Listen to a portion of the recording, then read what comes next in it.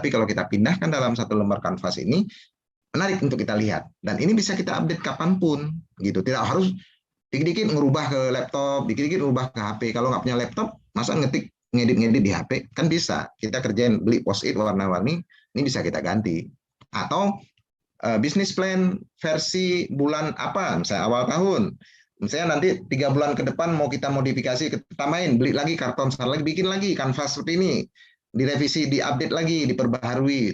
Jadi kita bisa lihat nih, oh dalam setahun bisnis kita itu ternyata berubah ya, berkembang ya. Itu menarik. Dan itu menjadi cerita yang menarik. Bayangkan saya punya sekolah PAUD gitu ya, sekolah rakyat, sekolah warga gitu. Saya punya sekolah PAUD untuk yang duafa, sistem donatur.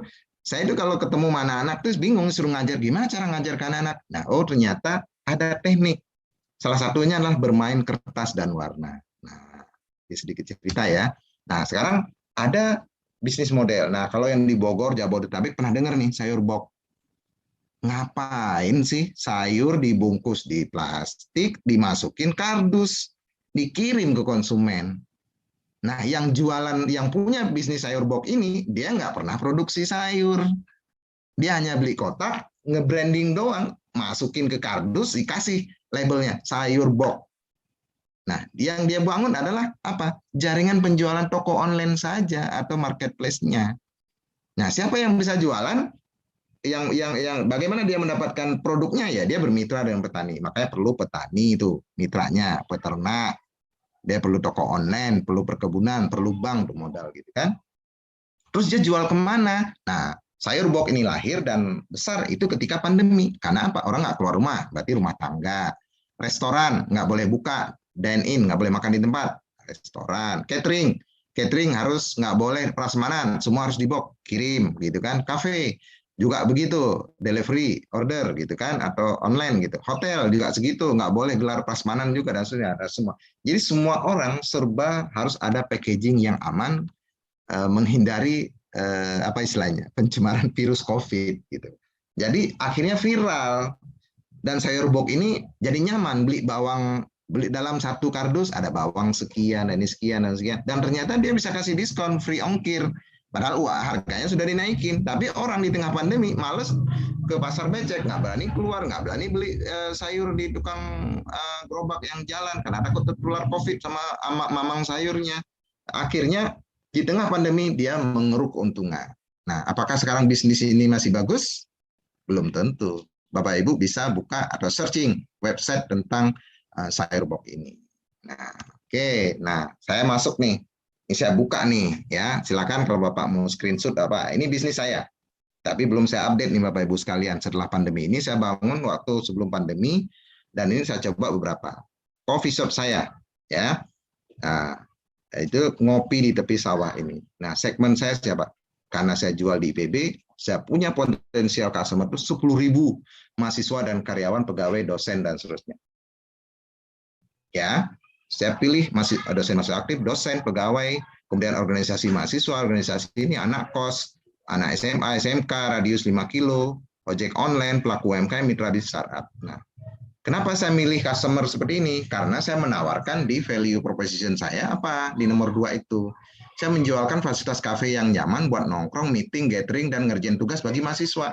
Yang anak itu udah, silakan pakai tempat asal harus jajan, nggak boleh nongkrong aja gitu.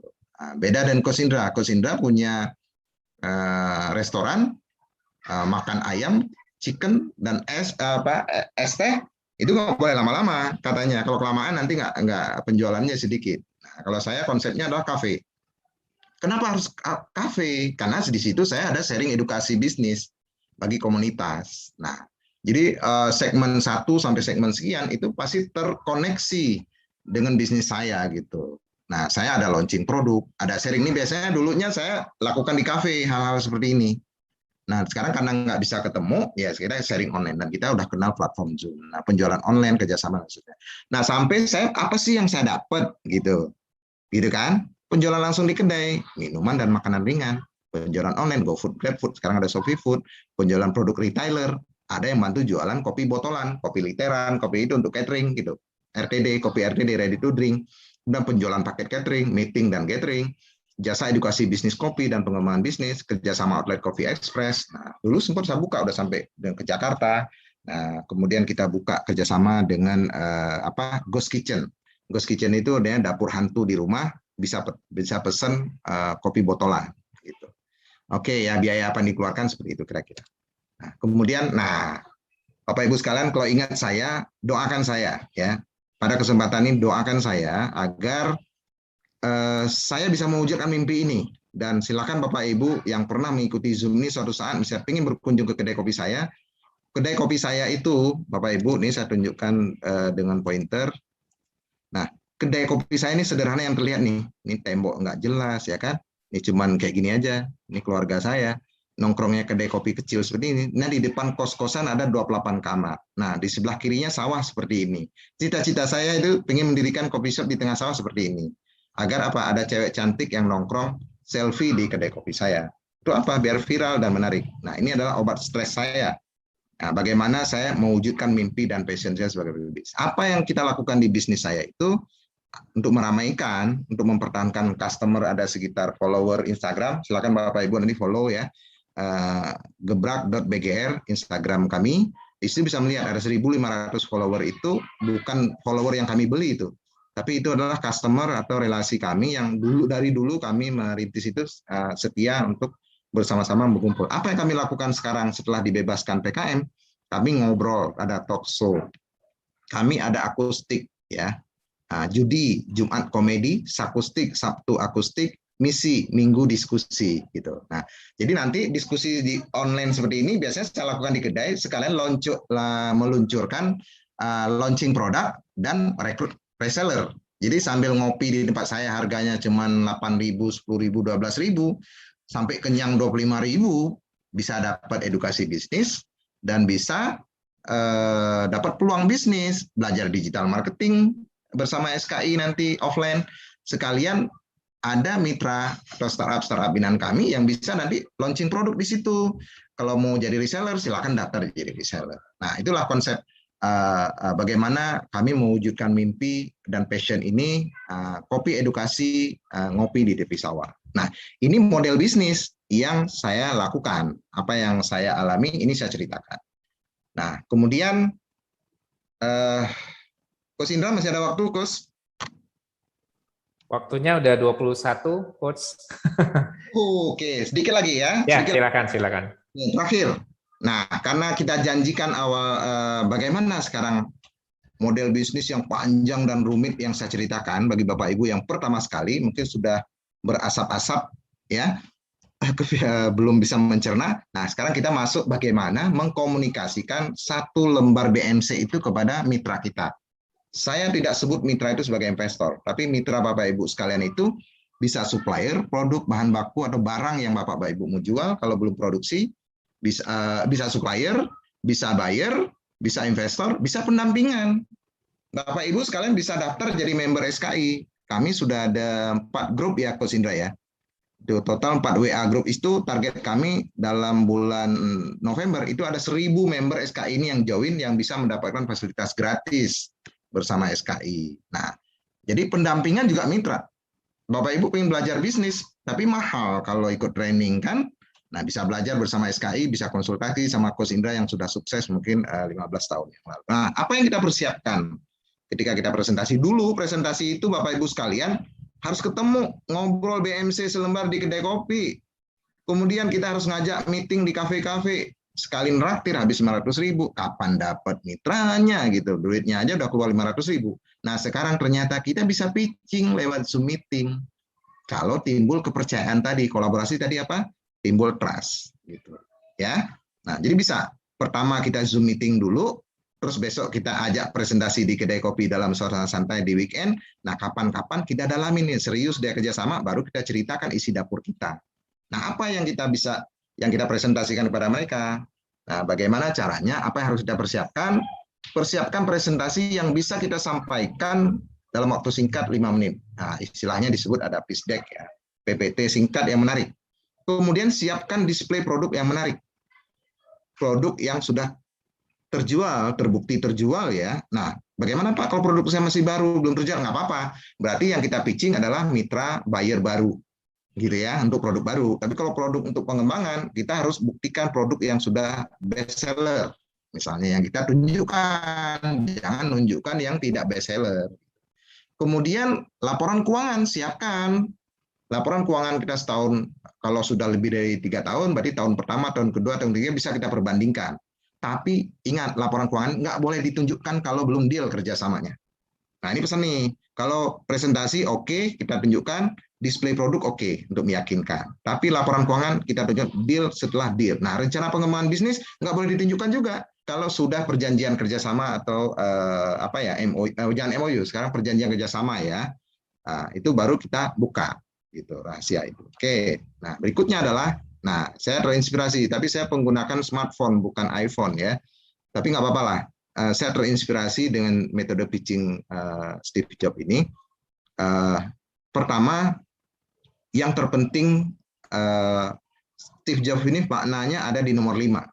Tapi saya ingin jelaskan pada Bapak Ibu sekarang, ketika mau teman-teman Bapak Ibu mau pitching, pertama pilih dulu mitra yang ingin diajak kerjasama. Kita harus dapat dulu profil. Oh, saya mau kerjasama dengan distributor A. Oh, saya mau kerjasama dengan UMKM A untuk jadi supplier produk saya karena saya jualan di toko online. Oh, nah itu harus kenal tuh, telusuri dulu. Nah, sekarang kan gampang menelusuri, bisa lewat media sosial, bisa kita berkunjung ke rumahnya, atau kita beli dulu produknya, terus kita bisa minta kontaknya dan seterusnya. Oke, setelah itu coba rumuskan BMC, model bisnis yang kita mau jalankan ini. Kita mau jualan dulu, atau kita mau memproduksi juga. Nah, kemudian susunkan bahan presentasi atau PPT yang singkat, kreatif dan menarik. Mulai dari nama bisnis, kontak, tim bisnis, BMC, gitu ya. Kemudian kita latih dulu presentasi ini, ulang aja itu di depan cermin gitu, atau coba di depan teman kita, tes ke beberapa orang, terus kita ulang. Kita berhasil nggak mempresentasi dari PPT yang udah menarik tadi itu dalam 5 menit. Nah, setelah itu, setelah udah oke, bikin janji waktu ketemu, gitu ya, yang tepat dan pilih tempat yang nyaman, gitu ya. Barang tentu ya terjangkau juga dengan isi kantong kita ya, gitu. Kadang-kadang kan mitra yang kita temui ini kan udah jadi eksekutif, sekali jajan 1 juta. Masa kita mau ngajak ketemu, naktir dia ke restoran? Nggak mungkin kan, karena kita nggak sanggup naktir. Nah, janjilah di tempat yang memungkinkan kita, mungkin tidak menjadi beban bagi kita psikologis, bahwa nanti kita harus kepikiran harus menraktir dia gitu kan. Nah, Steve Jobs ini memberikan lakukan presentasi dalam 5 menit yang menarik. Itu pertama beranalogi. Jadi dia hanya memberikan gambaran singkat tentang produk, bagaimana menciptakan penasaran. Nah, kira-kira seperti itulah beranalogi. Jadi dia langsung diterangin, produk saya keripik singkong. Nah ini loh Bapak Ibu, kalau mau tahu keripik singkong saya sobek dulu ya, kemasan yang udah bagus-bagus disiapin buat display itu disobek gitu. Padahal kita bisa sebenarnya di dalam kemasan yang bagus ini akan ada sekian gram keripik singkong yang dengan nanti gini-gini gitu. Nah, kedua, tunjukkan fungsi produk kita, 3 rahasia, 3 cara, dan 3 keunggulan.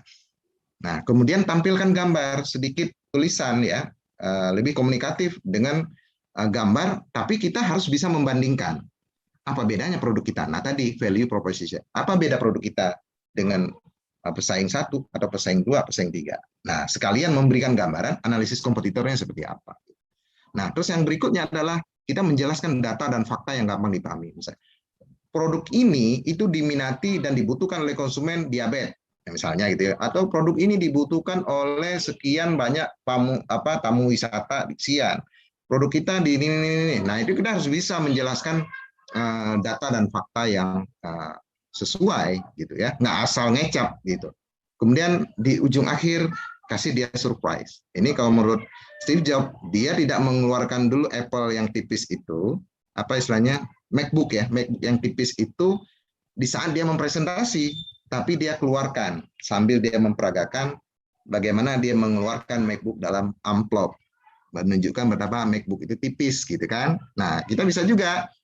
Jadi kemasan produk kita buka biar kelihatan isinya setelah kita selesai melakukan presentasi. Nah, kalau selesai presentasi dia ternyata tertarik, nah itu jangan dikasih kendor itu semangatnya, langsung aja ajak ramah-tamah, makan bareng atau gimana, gitu ya. Nah, ini kira-kira tips and tricks. Nah, tips penyusunan PowerPoint, saya pikir ini dari guru saya ya, mentor bapak inkubator kami selama saya bergabung di PB, dan mengajarkan bagaimana membuat presentasi yang menarik. Demikian, Coach Indra, materi yang bisa saya sampaikan. Mohon maaf sudah melebihi waktu, karena memang materi ini kalau dilatih 3 jam, Coach Indra. Tapi malam ini kita berbagi secara cepat, mudah-mudahan bisa menginspirasi bahwa punya rasa optimisme bagaimana kita merumuskan sebuah ide, menemukan ide bisnis yang tepat, menyusun bisnis model yang mau kita jalankan, dan kita bisa mencari mitra untuk memulai bisnis kita. Mudah-mudahan bermanfaat ya, Bapak Ibu sekalian. Kalau kecepatan nanti bisa kontak admin bila ingin memperoleh materi yang ada ini. Selanjutnya kami silakan kepada Coach Indra, bisa dibantu Coach Indra. Oke, Bapak Ibu sekalian, kita berikan aplaus yang luar biasa untuk Coach Tarmidi. Penjelasannya sangat detail sekali, Coach. Tadi di kolom chat juga ada yang komen, penjelasannya sangat detail, sangat sistematis, dan sangat komprehensif. Luar biasa sekali. Kita banyak mendapatkan ilmu malam hari ini bersama Coach Tarmidi. Baik, Bapak Ibu, karena kita berhubungan waktu, kita buka hanya satu pertanyaan saja kali ya, Coach ya. Satu pertanyaan bagi Bapak Ibu yang ingin bertanya langsung kepada Coach Tarmidi. Yes, ini yang pertama kali ya. Ada Pak Hadi Irpandi. Silakan Pak Hadi. Silakan Pak Hadi. Iya Pak, terima kasih. Ya, oke. Salam kenal Pak Hadi. Salam kenal Pak. Oke. Salam sukses untuk kita semua. Terima kasih atas waktu yang telah disediakan Coach Indra dan Coach Tarmizi. Ini materinya sangat menarik sekali. Saya sangat berbangga bisa mengikuti webinar ini. Yang di sini yang ingin saya tanyakan ini mengenai bagaimana kita menjaga hubungan kita dengan pelanggan. Nah, yang ingin saya tanyakan, kiat apa yang bisa kita gunakan untuk menjaga hubungan kita dengan pelanggan via WhatsApp Business gitu. Supaya kesannya tidak broadcast, karena kan pesan-pesan broadcast nantinya sudah diabaikan oleh konsumen kita. Mungkin itu yang saya ingin tanyakan. Terima kasih. Assalamualaikum warahmatullahi wabarakatuh. Oke, baik, izin langsung menjawab. Ya, silakan Coach. Oke, nah ini sebelumnya Coach Adi udah pernah ikut belum WA marketing di SKI? WA marketing. Sebelumnya SKI belum. Oke, nanti nonton di YouTube IPB Press ya. Oke. Coach Indra ini, saya kembali Coach Indra nih. Coach Indra mengajarkan bahwa ada etika dalam berbisnis WA marketing. Nah, WA itu kan banyak fiturnya ya.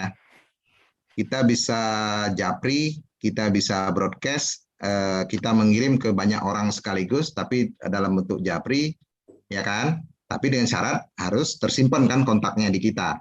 Tapi ada juga yang kita bisa WA blasting. Kita blast, kirim 100 sampai 200 orang dalam 1 kali 24 jam. Itu menggunakan ada aplikasi sedikit. Nanti bagaimana nomor kontak itu, nomor kontak WA yang ada, misalnya dia daftar ke seminar, daftar ke mana, atau daftar misalnya kapanlah kita dari mana kita dapat data itu, kita bisa mengirimkan pesan itu dan itu tetap diterima japri. Nah, jadi intinya itu yang pertama, kalau bisa menggunakan japri. Nah, misalnya salam kenal, kita kemarin ikut katakanlah ya kelas belajar bisnis bareng SKI, salam kenal, saya ini dari apa, saya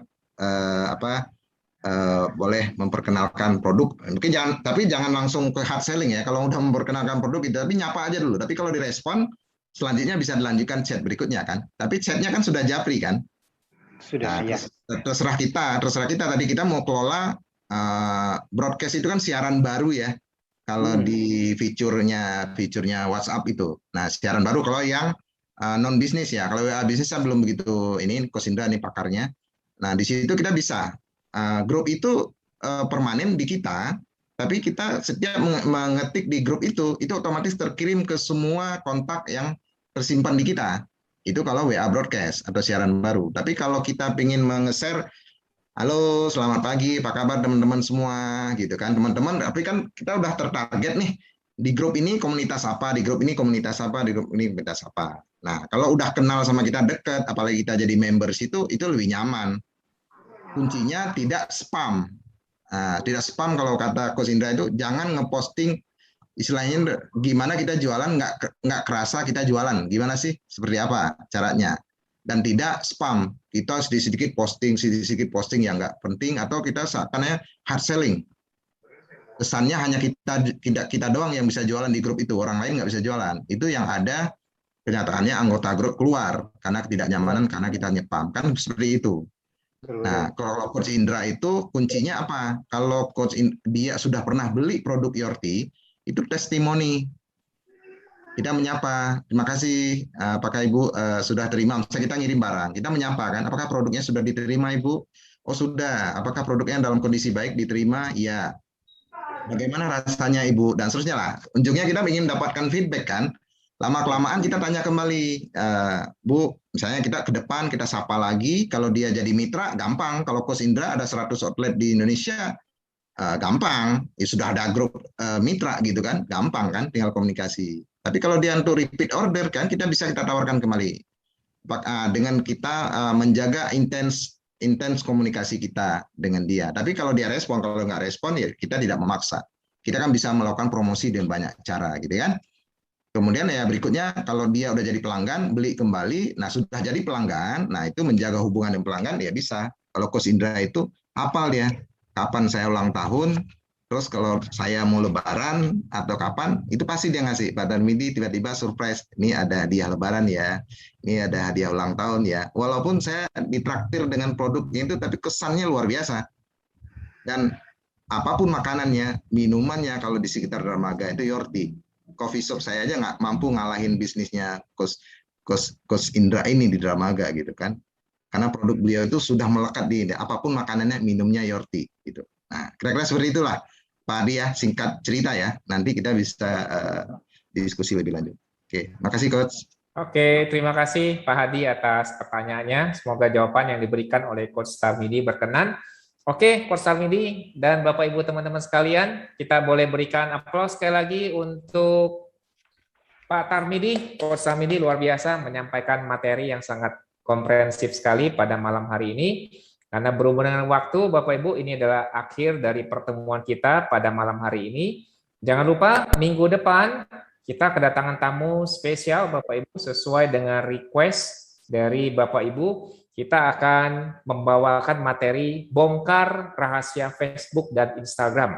Dibawakan langsung oleh ahlinya, praktisi digital marketing, dan juga founder dari Bos Milenial.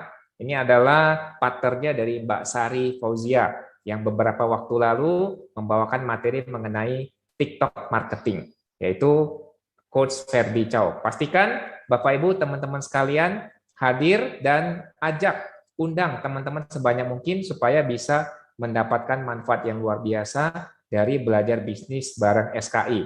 Karena ini gratis, teman-teman sekalian. Ya, oke, saya Coach Indra bersama Coach Tarmidi mengucapkan terima kasih atas partisipasi kehadiran Bapak Ibu teman-teman pada malam hari ini. Mohon maaf apabila ada yang kurang berkenan. Terima kasih, salam sehat dan sukses selalu untuk kita semua. Sampai jumpa lagi di minggu depan.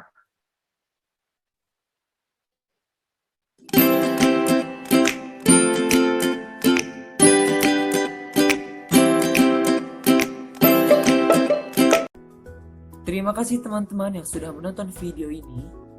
Jangan lupa klik tombol subscribe. Dan jika kalian suka video ini, angkat jempol kalian. And see you!